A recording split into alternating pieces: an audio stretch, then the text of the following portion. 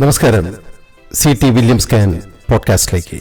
സുരേഷ് ഗോപിയും മാധ്യമപ്രവർത്തകരും പാമ്പും കീരിയും പോലെ കഴിയാനും കളിക്കാനും തുടങ്ങിയിട്ട് ഏതാണ്ട് ഒരു വർഷമായി. ഈ കലഹാന്തരീക്ഷത്തെ ഒന്ന് വിശകലനം ചെയ്യണമെന്ന് ഞാൻ വിചാരിച്ചിട്ടും കുറെ നാളായി. സമൂഹ മാധ്യമം സംഘിപ്പട്ടും വളയും സമ്മാനിതനായ ഒരാളെന്ന നിലയിൽ വിശകലനം ഇങ്ങനെ നീണ്ടുപോവുകയായിരുന്നു. ഒപ്പം എന്നിൽ സംഖ്യാഭരണ ചാർത്തുകളും കൂടിക്കൂടി ഇപ്പോൾ ഏതാണ്ട് നിന്ന മട്ടായി. എന്നാൽ പിന്നെ ആ വിശകലനം ഒന്ന് പൂർത്തിയാക്കാമെന്ന് തീരുമാനിച്ചു. ഞാനും ഒരു മാധ്യമ പ്രവർത്തകനായിരുന്നു.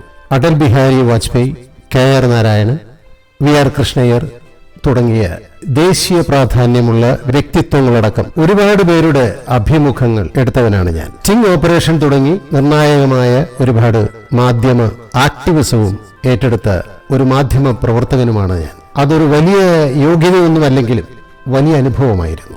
അതുമായി ബന്ധപ്പെട്ട അവസാനത്തെ കോടതി വ്യവഹാരം ഈ അടുത്താണ് തീർന്നത്. സുരേഷ് ഗോപിയുടെ സിനിമാ വ്യക്തിത്വവും മാനവിക വ്യക്തിത്വവും നന്നായി പഠിച്ച ഒരാളാണ് ഞാൻ. അതുകൊണ്ടാണ് തൃശൂരിൽ മത്സരിക്കാൻ നാമനിർദ്ദേശം കൊടുക്കുന്നതിനും വളരെ മുമ്പ് തന്നെ അയാളുടെ വിജയം എനിക്ക് പ്രവചിക്കാൻ കഴിഞ്ഞത്. അന്നു മുതൽ ഞാൻ അണിഞ്ഞില്ലെങ്കിലും എന്നിൽ ചാർത്തപ്പെടുകയാണ് സംഖ്യാഭരണങ്ങൾ. അതിന്നും തുടരുകയാണ്. സത്യത്തിൽ സുരേഷ് ഗോപിക്ക് എന്തുപറ്റി, അല്ലെങ്കിൽ നമ്മുടെ മാധ്യമ പ്രവർത്തകർക്ക് എന്തുപറ്റി? കഴിഞ്ഞ തെരഞ്ഞെടുപ്പിൽ ഈ രണ്ട് കൂട്ടരുടെയും കണക്ക് കൂട്ടലുകൾ തെറ്റി എന്നതാണ് സുരേഷ് ഗോപി മാധ്യമ ലഹളയ്ക്ക് അടിസ്ഥാനം. സുരേഷ് ഗോപി ഒരു കാരണവശാലും ജയിക്കില്ലെന്നാണ് തൃശൂരിലെ ഞാൻ ഒഴിച്ചുള്ള എല്ലാ മാധ്യമ പ്രവർത്തകരും കണക്ക് കൂട്ടിയത്. സുരേഷ് ഗോപി ഏതാണ്ട് 15,000 മുതൽ 25,000 വോട്ടിന്റെ ഭൂരിപക്ഷത്തിൽ ജയിക്കുമെന്നായിരുന്നു BJPയുടെയും യഥാർത്ഥത്തിലുള്ള കണക്കുകൂട്ടൽ. ആ കണക്കുകൂട്ടലും തെറ്റി. സുരേഷ് ഗോപി രാഷ്ട്രീയ കേരളത്തിന് സങ്കല്പിക്കാൻ പോലും കഴിയാത്ത 75,000 വോട്ടിന്റെ ഭൂരിപക്ഷത്തിൽ വിജയിക്കുകയും ചെയ്തു. ഇനി അതിന് പൂരപ്പറമ്പിൽ വെച്ച് ന്യായീകരിക്കുന്നതിലും അന്യായീകരിക്കുന്നതിലും വലിയ കാര്യമുണ്ടെന്ന് തോന്നുന്നില്ല. അയാൾ വിജയ് ശ്രീലാളിതനായി, തൃശൂരിന്റെ MP ആയി, കേന്ദ്രമന്ത്രിയായി. ഈ ഒരു രാഷ്ട്രീയ അതിശയം സുരേഷ് ഗോപി എന്ന ആക്ഷൻ ഹീറോയെ ആർക്കും ചോദ്യം ചെയ്യപ്പെടാനാവാത്ത രാഷ്ട്രീയത്തിലെയും ആക്ഷൻ ഹീറോയാക്കി. അതേസമയം ഈ ഒരു രാഷ്ട്രീയ അതിശയം തൃശൂരിലെ ഇടത് സഹയാത്രികരെയും അവരുമായി നല്ല ബന്ധം പുലർത്തുന്ന മുഴുവൻ മാധ്യമ പ്രവർത്തകരെയും നിരാശപ്പെടുത്തുകയും ചെയ്തു. മാത്രമല്ല, അവരൊക്കെ ഇളിഭ്യരാവുകയും ചെയ്തു. എന്നാൽ പിന്നെ സുരേഷ് ഗോപി എന്ന ആക്ഷൻ ഹീറോയെ ന്യൂനവൽക്കരിക്കാനുള്ള ഒരുതരം കൗണ്ടർ ആക്ഷൻ ഹീറോയിസത്തിന് ഒരുങ്ങുകയായിരുന്നു തൃശൂരിലെ ഇടത് സഹയാത്രികരും മാധ്യമ പ്രവർത്തകരും. കലഹം തുടങ്ങുന്നത് ഇങ്ങനെയാണ്. കലഹത്തിന്റെ കലണ്ടർ ഞാനിവിടെ രേഖപ്പെടുത്തുന്നില്ല, അതൊരു അധിക പ്രസംഗമാവും. സുരേഷ് ഗോപിയുടെ ആക്ഷൻ ഹീറോയിസത്തെ BJPയുടെ കേന്ദ്ര നേതൃത്വം അംഗീകരിച്ചു. അതോടെ സുരേഷ് ഗോപി എന്ന സിനിമയിലെ ആക്ഷൻ ഹീറോയും രാഷ്ട്രീയത്തിലെ ആക്ഷൻ ഹീറോയും താദാത്മ്യം പ്രാപിച്ചു.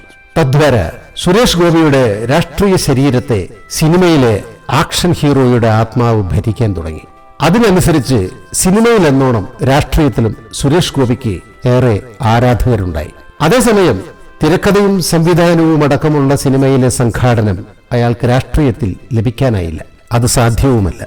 അങ്ങനെയാണ് രാഷ്ട്രീയത്തിലെ ആക്ഷൻ ഹീറോ ആയ സുരേഷ് ഗോപിക്ക് രാഷ്ട്രീയവും സാമൂഹികവുമായ അടുക്കും ചിട്ടയും നഷ്ടമായത്. ഇത് തികച്ചും സ്വാഭാവികവുമാണ്. മനഃശാസ്ത്രപരമായി ഇത് തിരുത്താൻ സുരേഷ് ഗോപിക്ക് മാത്രമേ കഴിയൂ. ഇനി നമ്മുടെ മാധ്യമ പ്രവർത്തകരുടെ ആക്ഷൻ ഹീറോയിസത്തെ കുറിച്ച് ചർച്ച ചെയ്യാം. നാം പത്രപ്രവർത്തനത്തെ എന്നു മുതൽ മാധ്യമ പ്രവർത്തനം എന്ന് വിളിക്കാൻ തുടങ്ങിയോ അന്നു മുതൽ തുടങ്ങിയതാണ് ഈ രംഗത്തെ അപജയം. സമൂഹ മാധ്യമ പ്രവർത്തനം ഭൂമിയിൽ വേരുപിടിച്ചതോടെ നമ്മുടെ അഭിനവ മാധ്യമ പ്രവർത്തകർ കൊട്ടിഘോഷിക്കുന്ന മാധ്യമ പ്രവർത്തന ഗരിമ ഏതാണ്ടൊക്കെ നഷ്ടമായെന്ന് പറയാം. സമൂഹ മാധ്യമ രംഗത്ത് എഡിറ്ററോ എഡിറ്റോറിയലോ ഇല്ലെന്ന സത്യം നാം വിസ്മരിക്കരുത്. എന്നാൽ മാധ്യമരംഗത്ത് ആ സംവിധാനം ഇന്നും നാമമാത്രമായി നിലനിൽക്കുന്നുണ്ടെങ്കിലും അത്രയ്ക്ക് കാര്യക്ഷമമല്ല തന്നെ. ഓൺലൈൻ സംവിധാനവും തത്സമയ പ്രക്ഷേപണ സംവിധാനവും മാധ്യമങ്ങൾ തമ്മിലുള്ള റേറ്റിംഗിന് വേണ്ടിയുള്ള കടുത്ത മത്സരങ്ങളും ഈ രംഗത്ത് അരാജകത്വം സൃഷ്ടിച്ചു. ഈ അരാജകത്വത്തെ അവർ മാധ്യമ ആക്ടിവിസം എന്ന് വിളിച്ചു പോന്നു. രാഷ്ട്രീയ പാർട്ടികളുടെ പിന്തുണയോടെ വളർന്നുകൊണ്ടിരിക്കുന്ന ഈ ആക്ടിവിസമാണ് സുരേഷ് ഗോപി മാധ്യമ കലഹത്തിനും ലഹളയ്ക്കും കാരണമായത്. നിലനിൽക്കുന്ന ഏതൊരു മാധ്യമ പ്രവർത്തന സമ്പ്രദായമനുസരിച്ചും ഈ കലഹ കാഹളത്തെ മാധ്യമ പ്രവർത്തനം എന്ന് വിളിക്കാനാവില്ല. ഇത് മാധ്യമ അരാജകത്വം തന്നെയാണ്, മാധ്യമ ആക്ടിവിസവുമല്ല. കേരളത്തിലെ മാധ്യമരംഗത്തെ അപജയത്തെയും അരാജകാവസ്ഥയെയും മനസ്സിലാക്കിയ ഒരേ ഒരു രാഷ്ട്രീയ വ്യക്തിത്വം പിണറായി വിജയനാണ്. അതുകൊണ്ടാണ് അയാൾ മാധ്യമ പ്രവർത്തകരോട് കടക്ക് പുറത്ത് എന്ന് ആജ്ഞാപിച്ചത്.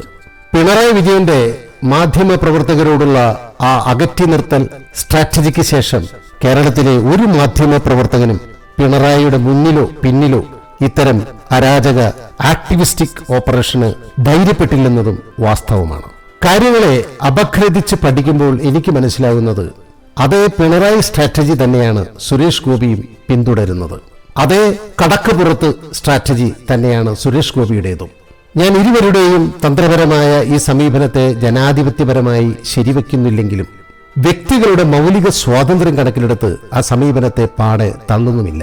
ഇവിടെ മാധ്യമ പ്രവർത്തകർ മനസ്സിലാക്കേണ്ട കാര്യം വാർത്തകളുടെ സോഴ്സ് അഥവാ ഉറവിടം ഒരു പിണറായി വിജയനിലും സുരേഷ് ഗോപിയിലും മാത്രം ഒതുങ്ങുന്നതോ പരിമിതപ്പെടുന്നതോ അല്ലെന്നതാണ്. ഈ സത്യം പിണറായി വിജയനും സുരേഷ് ഗോപിക്കും കേരളത്തിലെ മാധ്യമ പ്രവർത്തകർക്കും ഒരുപോലെ ബാധകമാണെന്ന് ഓർക്കുക. ഓർത്താൽ നന്ന്. ഈ തിരിച്ചറിവിൽ അവസാനിക്കേണ്ടതാണ് സുരേഷ് ഗോപി മാധ്യമലഹളയും കോലാഹലങ്ങളും.